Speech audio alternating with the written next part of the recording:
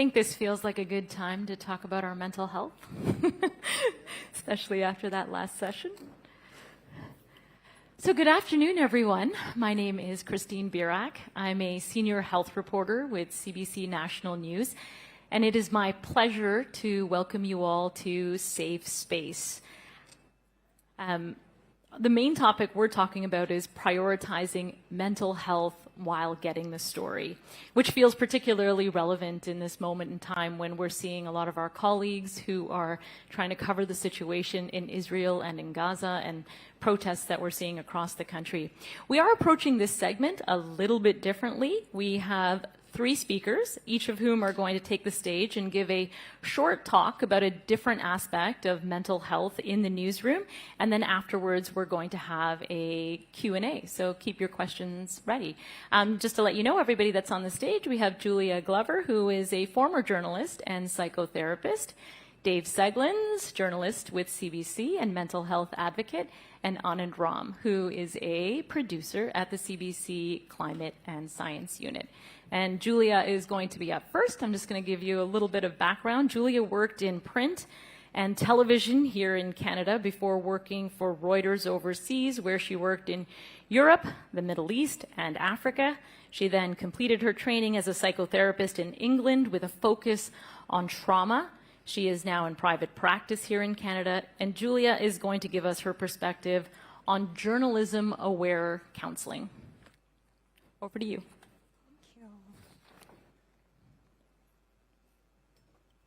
Thank you. Hello, and thank you for inviting me to this conversation. As you can imagine, for someone who has worked across both fields, it does feel like an important conversation to have. I was asked to speak about why we need journalism-aware therapy and counseling. That made me wonder, what might we mean exactly when we say that? What could that look like? Last year's Taking Care report highlighted a need for journalism-aware therapy with quotes from newsrooms across this country. For me personally, it suggests a need for the profession to be better understood and better supported, including by those familiar with it who are talking about it today. The report highlighted how journalists here have a higher rate of depression, anxiety, burnout, and PTSD compared to the average population in Canada. It also showed how workplaces can impact well-being for both staff and freelancers. The report offered an opportunity for the industry to step back and do some self-reflection, and it concluded with a clear call for better care. But support in a public healthcare system is likely to be limited. Private options can be expensive with long wait lists, and employee assistance programs may not cover all needs. So how does this industry find the support and understanding that it needs for its well-being, both now and in future? It's true that working with therapists who have an understanding of the profession can facilitate that process. For instance, frontline journalists may find it very helpful to speak to someone who they know has operated in hostile environments. That unspoken understanding can be especially relevant when working with trauma in experiences that can be difficult to put into words.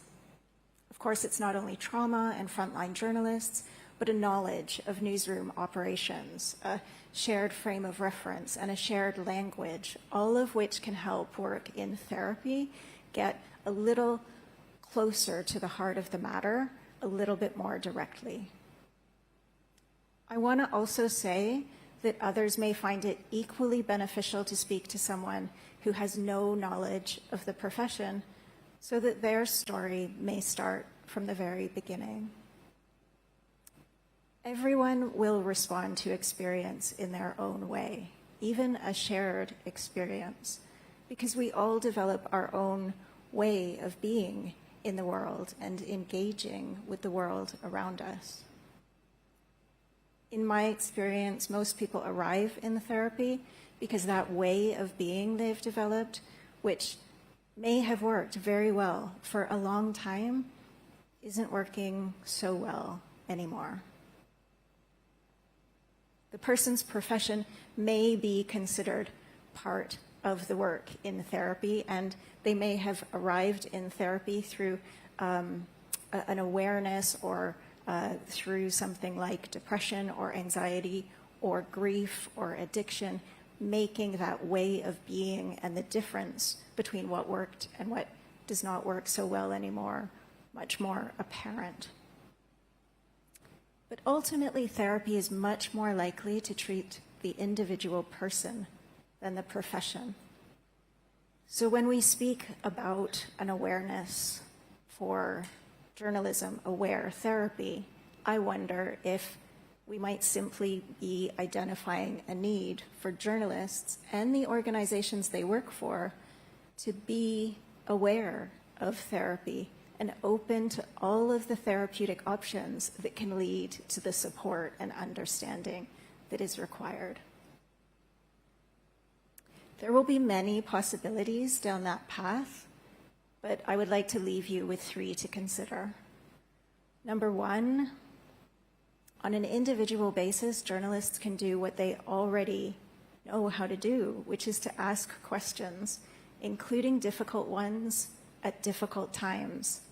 But this time, they can ask themselves, how are they feeling? How are they sleeping? How are they interacting with those around them? And they can ask these questions knowing that they deserve just as much attention as the questions which contribute to the reporting. Number 2, as a group, whether that's a single newsroom or the industry as a whole, there is a wonderful opportunity for collective support and understanding. Some organizations have already implemented successful peer network programs based on that idea, and you're going to hear more about that in a minute from Dave.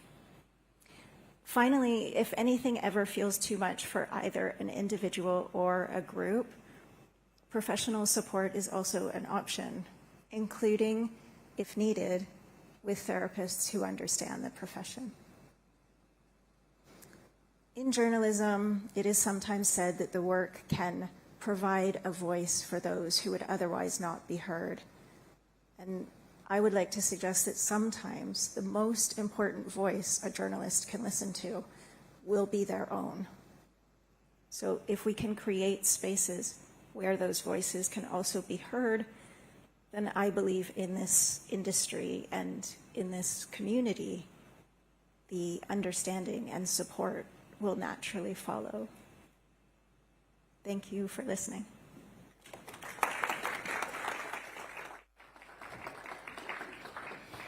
Julia, thanks so much for that. It is fascinating how it is our job to ask questions, but when we're trying to ask questions of ourselves, that is incredibly difficult, I think, for a lot of us.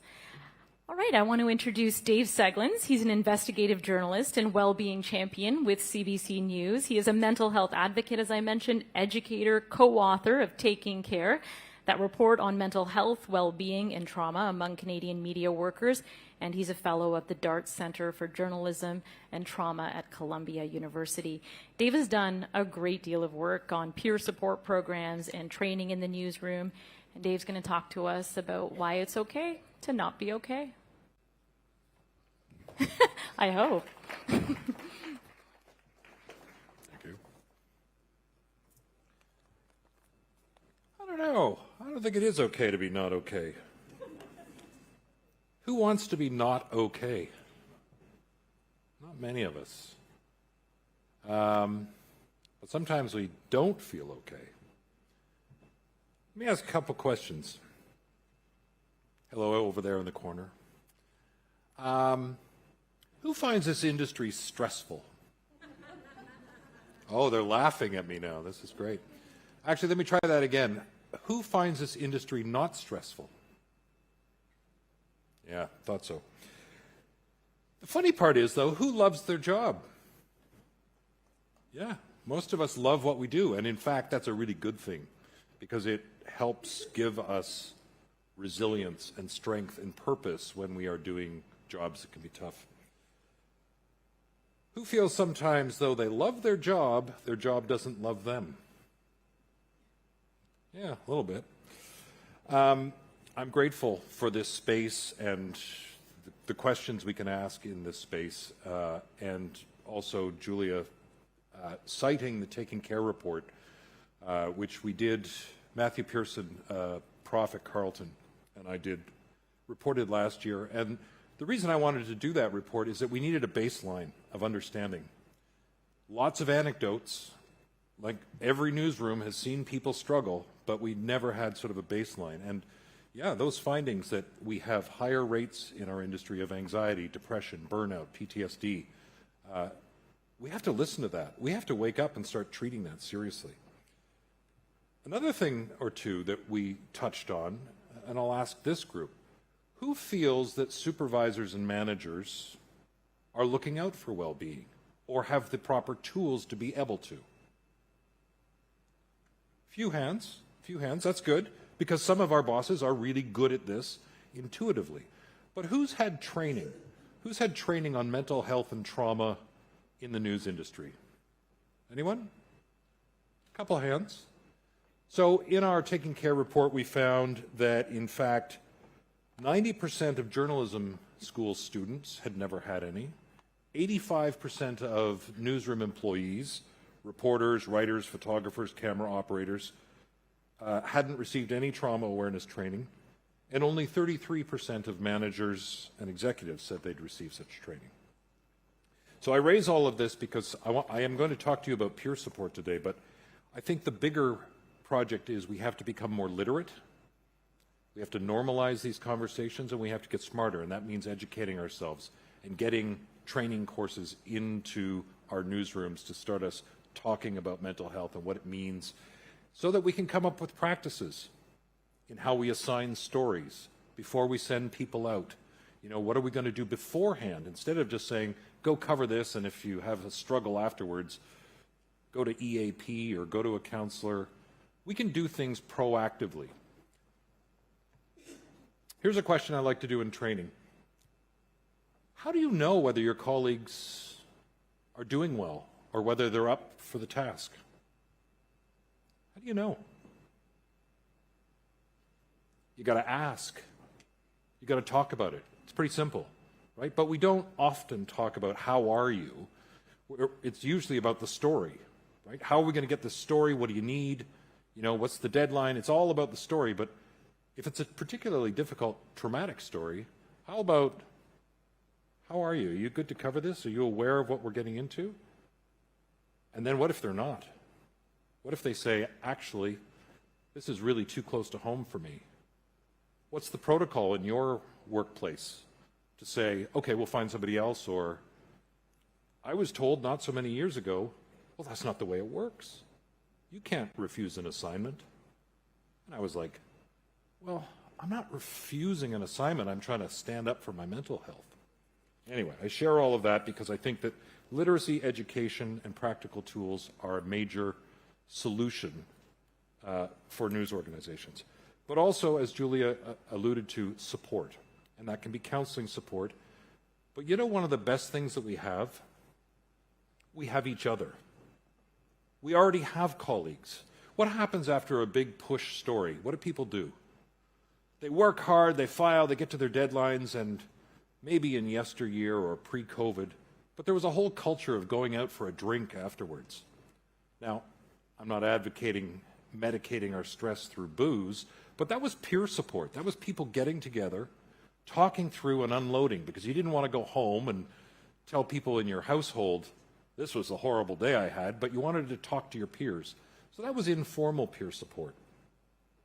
When I began doing this work, I had the opportunity to do research and call different news organizations around the globe and say, what do you do? In addition to a best practice of having mental health training within newsrooms and journalism schools, the best practice that was shared is having peer support, formal peer support networks. So let me tell you how that works at CBC at the moment. We're just in the beginning phases. We've hired a company that has set up peer support networks at Reuters, NPR, NBC, they're now working with BBC, and ABC Australia. They have helped us come up with a framework on how we're going to hold confidential peer-to-peer counseling. We have recruited 20 and now 40 people. This company comes in and gives them training. They're not therapists. They're not professional clinicians by any stretch. They are just colleagues who are trained in how to have a confidential chat, listen, and say, maybe with this problem, have you thought of talking to your manager? Oh, you're afraid to talk to your manager. Well, how about approaching it this way? Or, oh, this sounds like you could really use some additional counseling. Have you thought about going to this counselor or to your family doctor? So these peers are there to listen and refer people, if necessary, to further help. What we found is we've got 40 people, but across CBC and across the country, we have people from every job description, different lived experiences, different genders. We have people from the north. We didn't have any Indigenous colleagues. And we thought, why is that? So we asked some of our Indigenous colleagues, why do you think there are no volunteers to take part in this? And they said, well, we don't see ourselves reflected in this peer support network. And so we thought, okay, well, what if we recruited just a bunch of Indigenous colleagues and all they would focus on is supporting their fellow Indigenous colleagues? And they went, yeah, that would be great. So now we have a little cluster of 6 or 7 Indigenous colleagues who are doing exclusively Indigenous peer support. So I tell you all of this. I can tell you that at Reuters, which has 4,000 global employees, they have 64 peer supporters and are about to recruit another 26. In Australia, for a staff of 5,000, they have about 76. So these are the kinds of networks that allow people who are having a work-related problem chat with a colleague. It's not a manager. It's not going to counseling. And it can have some real benefits. I'm going to leave you with these thoughts. The BBC's Natalie Graham, she's a supper hour news presenter on television. She has gotten behind an effort at BBC to create peer support there. And she needed to make a pitch to her bosses to buy into this. So she went around and she looked at all the literature, she looked at other newsrooms that were running peer support, and she also went to some other non-news related industries. And she found the return on investment with peer support is significant. She went to one of the rail companies in the UK that estimates it's saving about 1.1 million a year with a workforce of 4,000 because there's reduced sickness and absence because they've got this level of support and a culture within the company that has changed since they adopted peer support. So this is dollars and cents. There's a water utility in London. They attribute reduced sickness absences across their workforce down by 78%, in part peer support in addition to mental health supports and education and training. All of this to say there are dollars and cents reasons this works, but it also changes the culture of a place where it makes it normal to consider and talk about mental health and well-being. It frees up managers who may have to deal with people in ways that maybe they're not equipped to do, or situations that can result in conflict because people are stressed out and don't know how to resolve their conflict. And it reduces people going off either absenteeism or long-term leave or short-term leave. I'll just tell one tiny little story. I know I'm over time. I got a call a week ago. And it was a colleague of mine, somebody I'd worked with for years. He said, I'm not okay. I'm sitting here in Toronto, but I'm doing these reports. I'm working on what's happening in the Middle East, and I had this crazy situation. I was talking to a grieving family that lost somebody, and I don't feel well, and I've just had a meltdown with my family and all of this. And I said, okay, well, we've got some specialized counseling, trauma-aware counseling. Would you like to be introduced to that? Yeah, I need this, I need this. And we got him to counseling. And I thought, wow, is this ever a change? I'm in a job, people know of me. That was just simple, informal peer support. He called up, I directed, followed up a week ago, he's feeling much better. And I went, wow, that's the way it should work. Thank you.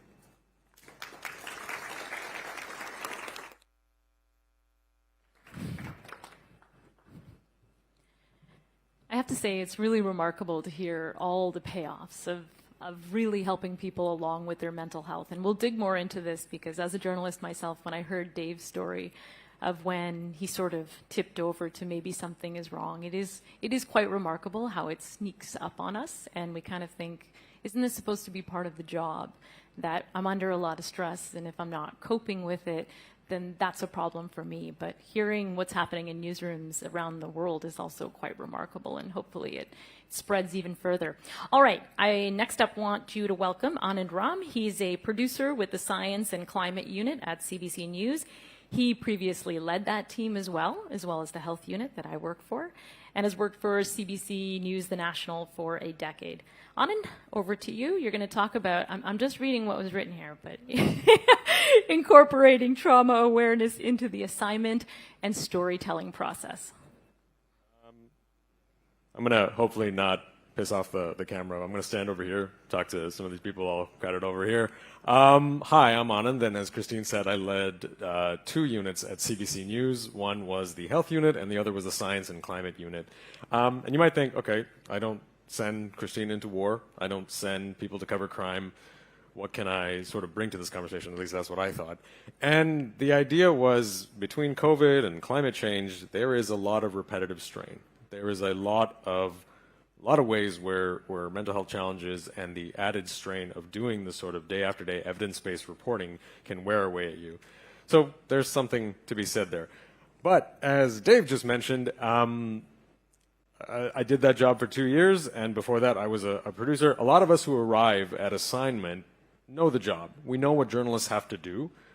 We know what good stories are, we think, and that's about it. Not a lot of us get the kind of training around psychological safety, mental health, or have the structured resources to be able to respond to those situations. Now, Brian and I actually were in a bit of leadership training together, and we did sort of focus a little bit on the kind of psychological safety, but a lot of what I learned through making mistakes. And I'll just take you through a little bit chronologically. When it comes to an assignment, what I have come to learn through trial and error about what works in terms of caring for your team. And before an assignment happens, you do have to consider who are you handing this to? Who is your team? What drives them? What motivates them? I worked with very, very passionate people, compassionate people, driven people who would bend over backward to ensure that the story was filed and done to a quality of standard that they felt was excellent. And I think that where assignment leaders have to come in is you have to be able to figure out, where does success lie in an assignment when I give it to this journalist? Why are they telling this story? And when you see that, they can see that. And so that's a level of making sure that an assignment actually fulfills what a person wants to be doing and isn't just handed over being like, that's what the news is today, go do it. And all that sort of boils down to is I treated assignments not as edicts, but as a conversation. Now, some people in the room work for platforms who are like, oh, that's all well and good, but we need to fill some lineups. So what are you going to do?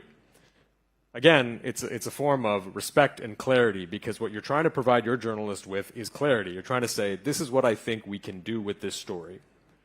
And the platforms who want it also need that clarity. I'll tell you a story about how I didn't do this quite well when I first came in. I came into the health unit in the time frame of post-Delta, pre-Omicron, if I had to put it that way. And, the health unit had earned this reputation of being doers, frankly, miracle workers, evidence-based work night in, night out.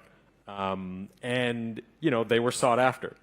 And slowly, the requests of the team, as the pandemic waned in its emergency phase, became less evidence-based, more anecdotal, and the requests were coming in based on headlines rather than a sort of deeper understanding of what was going on. So I, in my initial days and months, was just like, okay, get up at 6:30, steel myself, read every single study I can, and deflect everything, protect my team. But that wasn't fair. That's not fair to platform, nor is it fair to journalists, because they want to tell stories, they want to provide clarity, and the platforms want to provide clarity for their audience. So when I understood that, and hopefully I did most days by the end of that job, it made for a better and safer space to people where people could have that conversation about an assignment, have that conversation about, well, what's the deadline? Could we do something more original than what's out there in this ultra competitive space? Sometimes waiting a day, waiting two seems, ooh, that's not doable. But if you provide something a lot more original to your audience, you're serving your audience something better. You're serving your journalists by giving them time to do good work, and you're serving the platform by providing something that nobody else has. And so that's how I started thinking about assignments before I even gave them to people. Now, during an assignment, you're in it. Some people on your team don't want to be bothered at all. They're like, nah, we got it. We had this chat. We're good to go. Check in with us later at the end of the day. Some people want to talk. Some people want to vent. So it's important to check in. I think that the value of checking in as a leader during an assignment is to not only be able to solve perhaps some small logistical things that journalists don't need to be spending their time on. They can focus on the bigger picture stuff. But also just figuring out who they are. You got to know who they are. You got to roll with them a little bit. Another mistake I made, I had to send a journalist to cover a conference. And we did all the right things beforehand. Planned, road mapped, all this stuff. And then when it came to, and I was going to send them on their own and I was going to support them from this end. When it happened and we were checking in during that conference, it was clear that all the planning in the world couldn't prepare for the amount of deadlines and the sort of mouths to feed when it came to the kind of content that was needed. So that was my mistake, and I realized quickly that they were overwhelmed, and the logistics I couldn't solve because I had nobody on the ground. Pivoting, adjusting, adding more resources to the team there led for a better product. So by the latter part of that conference, that journalist was well supported and also had something that you can't really see when you're in the audience. You can't see that they had a great experience doing their job. Again, I work with driven people who care about the mission of CBC News. And so when you're able to provide for that on an assignment level, that is something that you can't replace. That's an experience of covering something with colleagues in that place that you can't replace. And then it's also a value when you check in to be able to then go to platforms on TV, on radio, and digital to be able to say, hey, this is how my team is doing. This is how we're trying to do what we set out to do. And so that they feel more confident in being able to say, okay, this is a good assignment. It's going this way, and we can adjust and pivot as needed. Now, after an assignment, and I apologize, I might be going over to, oh no, I'm on time. After an assignment is critical. There are things to do in the short term, the medium term, and the long term. And in short term, the best thing that I found to do is feedback. And that's specific feedback. I'm talking about taking a step back, being an audience member, which is something I love doing, reading, listening, and watching my team's work and finding that turn of phrase, finding that image that they used or that clip that they used or that quote that they used that really brought a story out. Now, there's plenty to do in terms of feedback, including critiques, but really what I found is that my team, operating day in, day out, my teams, sorry, sometimes even as a journalist, you do the job and you don't know whether anyone's there, reading it, listening, watching, or anything. So specific feedback is very important, and it's very important to do in the short term. Don't do it like 3 months later to be like, hey, remember that story you worked on about breast cancer? Great job. And great job is not specific feedback. Great job is that voice that you found really reflected this part of the community, and I think it would be great if we use them again. In the medium to long term, one thing that I did do with both my teams was track. People were impressed that I knew how to use a spreadsheet, which is very insulting, but at the same time, it's quite surprising that nobody wants to track. I tracked what stories my team did, what platforms they did that work for, when it aired or published, and how long it took to do. And the value of doing that was not, oh, I have this I'm compulsive to do all that. It's that when I led meetings, or when I was in other meetings where people would talk about, there's a story in the news today, there's a study that came out about breast cancer, Control F, breast cancer, and there we go, I'd have every story that we've ever done on that, and that allows for, again, journalists to feel like their work didn't just go out into the ether, is that we have a depth and a knowledge base that we've built on, right? And you're able to reflect that back to platforms as well to be like, hey, you had this great story on just 3 months ago, or 3 weeks ago, or yesterday. And you're able to sort of tell people that these are the sort of elements and things that my team has worked on, and here's how we can do something different, right? You're able to evolve the assignment. And in the long term, one of the things that I think about is especially when it comes to trauma-aware assigning, is that with COVID, with climate change, a lot of personal attacks came on my journalists. It's a hard thing to do, to put yourself out there and talk about these sort of evidence-based things and not have people come at you thinking they have the evidence, which they don't. And so a lot of that was harsh, and it was specifically hard on journalists who were women on my team. And so part of that process after an assignment is checking in, especially a particularly sensitive assignment, is checking in to make sure that not only are they okay, but is there something that you can do actionably to pass that message along or to share that acute pain with somebody to change the process? Take that up higher to management to be like, by the way, this is the cost of doing health and science journalism. This is the cost of doing climate journalism. You need to be aware of that. And so that's sometimes the longer term approach, which is, has that improved? Checking in on that. And, I say all this like it's easy to think about on any given day. I say all this like, I didn't get up at 9 a.m. and just go, oh, yeah, okay, let's go. So it's tricky. You think about all this in hindsight, but as you practice it, as you practice things like feedback, it becomes a muscle. And then you suddenly find yourself able to do work and think about it as not something that just disappears. Thank you.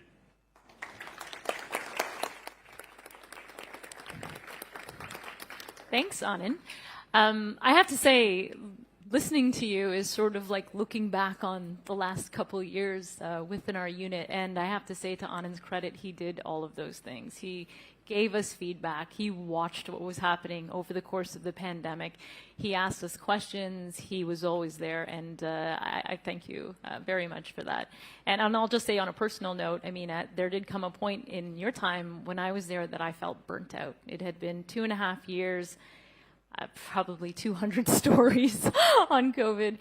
And I really appreciated the conversations that came with that. It was quite incredible. Okay, so you guys have heard a lot, and we are ready to take any questions that you have about prioritizing your mental health in whatever space that you're in within journalism. If we have a question right away. No, please. Just to follow up on what you were saying about when you felt like you were burnt out after doing all those stories, what helped you the most? The feedback, yes, but what helped you? Because I think you're certainly not alone. I think that's a really good question, and I'm going to parlay it into another question. I think that when I was feeling spent, I started not to feel about my storytelling and the job that I did the way that I normally feel, where I approached it with a certain amount of excitement and curiosity, and I had questions to ask. Instead, I felt weighed down. I felt like, I was getting up to do something that was suddenly become this really heavy burden. But what I didn't know, and I'm hoping you can talk to the audience about, and maybe I'll start with you, Julia, was I'm not sure I knew the difference between stress, trauma, and burnout. And I'll hand it over to you to give that sense, because I think for a lot of us, we're hearing terms. We know that our mental health is important, but it was really hard for me to pull out, am I just feeling stressed? Like, am I feeling traumatized by covering the pandemic for, years on end? Or am I just feeling burnt out? There can be a lot of muddling between being tired. Do you just need a rest, or are you actually burned out? we can go sort of the diagnostic route, which is there are three main things to be looking for with burnout, and you've already touched on one of them. So yes, we have that sort of depletion of resources that can be recognized, but there is this element that is almost like the loss of optimism or passion about what we used to be passionate about. You can see this in aid workers, journalists, others. And then the third one with burnout to be aware of is efficacy. Just making mistakes that you wouldn't normally make, leaving a word off of an email, something like this. If we can be more mindful when that's happening and when it's in combination of these other elements, then you're increasingly moving towards burnout. I would say the other thing to maybe be mindful of is just your interactions with other people, right? Just being compassionate and considerate can take a level of resources that we don't often think about. And so if someone's getting a little bit sharper or snappier, then it's not necessarily because they're sharp or snappy. It's because whatever is standing in front of them, there's a part of their brain that is thinking, you know, whatever I think of you or what you're asking, you're standing between me and the sleep that I need right now. And so you get that other response that actually is not intended sometimes. Yeah, it is remarkable because I think you touched on it, and this is probably what bothered me the most in that time is I didn't feel empathy the same way I've always felt it, and that felt very strange to me. And that brought on other conversations that led to, I think you need a break. You seem burnt out. And I felt very lucky that we could have that conversation. And I'll take this to David first, but is there another question in the room?